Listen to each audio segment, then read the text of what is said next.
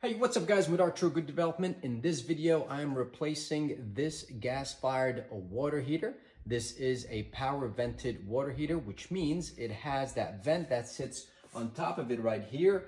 That's connected to power, and that sucks up all the gas through that PVC pipe and out the house. There are two types of gas water heaters. You have the standard and you have the power vented. You need to know which one you have so you can replace it with like kind. If you're like me and you did some research and you may be tempted to put a standard water heater and then retrofit the vent, well, apparently that is a no-go. I even went as far as asking a friend of mine who's a licensed plumber, and they confirmed the only way to use a standard, or what they call an atmospheric water heater on a power vent, is if you have a conversion kit or get a conversion kit.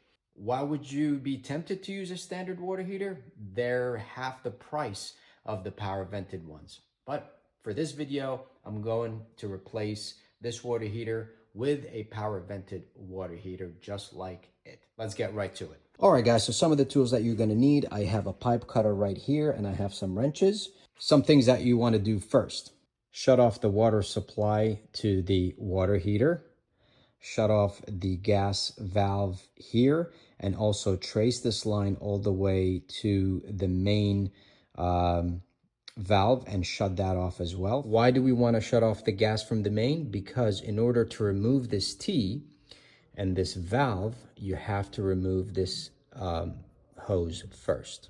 Next, you want to drain the tank, obviously, so it's much easier to work with. This is very easy. You have a faucet, or excuse me, a spigot at the bottom of every water heater, and all you got to do is turn that counterclockwise. The water should start coming out. As you can see, I drained some of mine here already. If it doesn't, because pressure is built up in the tank, you want to use the relief valve that will take the pressure out, and then the water should start coming. All right, guys, so for me, I already have this loosened. No, water is not coming out anymore.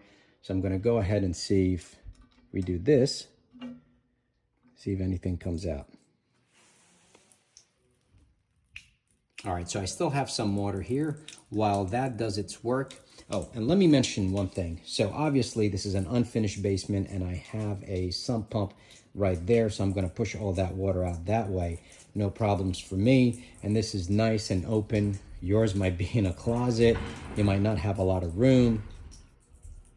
And what I would recommend, obviously, then is to hook up a hose to that bib and drain everything out to the nearest drain or outside the house. While that does its business, I'm going to go ahead and cut the pipes and take this hose out. I have a flex pipe or PEX pipe coming into here, so I have some give. I can go up and down. So just be careful when you're doing yours. You got to examine the situation and really find out the best solution for you and how much space you have to work with. You may not have a lot of space, and you might have to cut this all the way up or here or wherever. So just make sure that you plan that ahead before you go ahead and execute.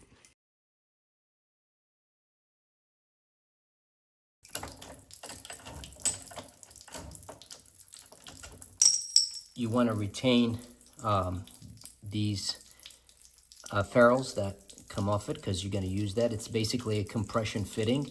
So as you tighten the nut, these basically clamp on the hose, so you want to keep those. Once that's removed, you want to remove the valve, because we're going to reuse that.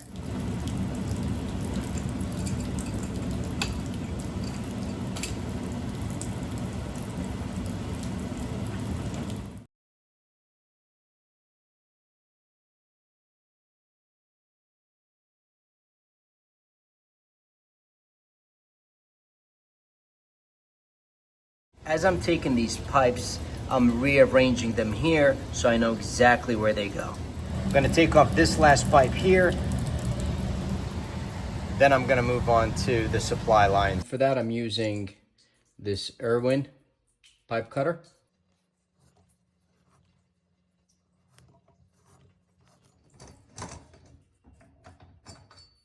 There you go. Okay guys, now that the pipes are off, I'm going to unhook the vent, and that's simply just a couple of clamps right here, and I'm going to disconnect it from the power, and we should be good to move this bad boy out of here. Oh, one more thing, I will reuse this nice copper pipe for my relief valve, so I'm gonna remove this as well. I got the new water heater. Let's check out what's in it. The A.O. Smith 500 from Lowe's. All right, so it's gonna come with some insulation for the pipes, which is nice. It has this kind of reducer clamp, nice quality. I'm not gonna use it for my purposes. It comes with this little elbow and some screens if you're gonna use these outside, if you're venting outside, which obviously we are. But if you want to use this elbow there, like it's showing you here with a screen, I should already have all that outside. So for me, it's a quick swap, and I'm going to use the existing stuff. Hopefully everything lines up. Here is your vent. Finally, I got my water heater in place.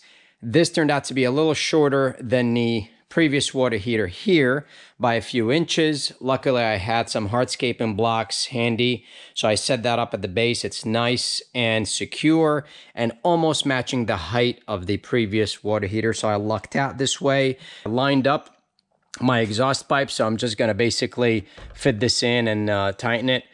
I got my T, as you remember, I left that there.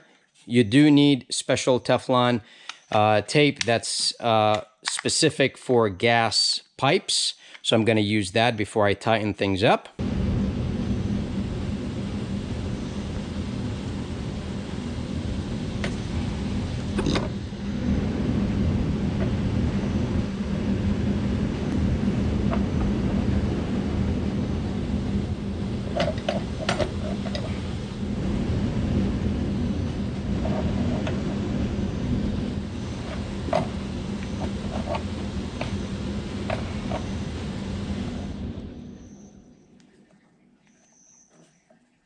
Guys, remember, I'm tying in the hose.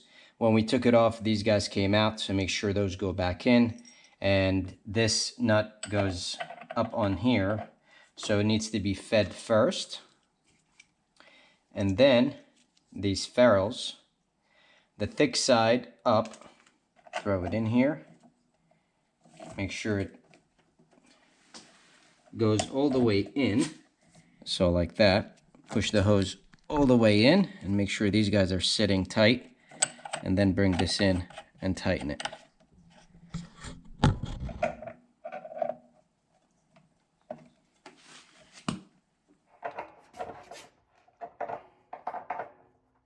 Now make sure you match the hot with the hot. The tank will tell you, it says right on top, hot and cold.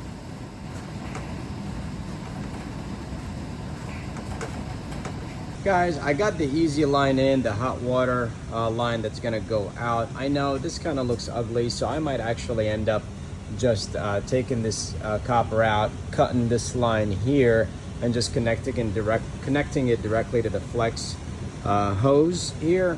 This guy here, we have the thermal tank, and I checked with my plumber buddy, and we need to use a rigid pipe. About 18 inches or so. Thermal tank has to be supported by rigid pipes, obviously. And so what I'm gonna do is I'm reusing the pipe that I took out of the old one. I went ahead and cleaned it, I deburred it, and we're gonna try to solder this. I'm going to solder it back onto the valve, the ball valve here.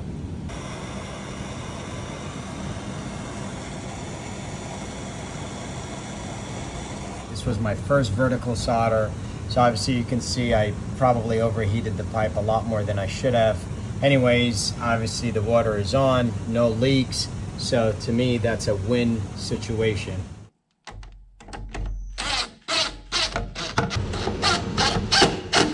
Now it's time to fire it up. Gas on. This goes to the on position. Set this to the desired temperature.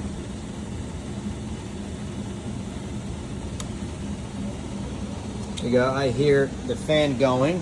if the power vent is not plugged in, this will not work. So make sure that's plugged in. Boom, here it goes. I just heard it go. So we should get hot water in no time. And remember, use the sleeve to keep all the paperwork. And there you go, guys. This really should take a half day or so if you're not running into any major issues.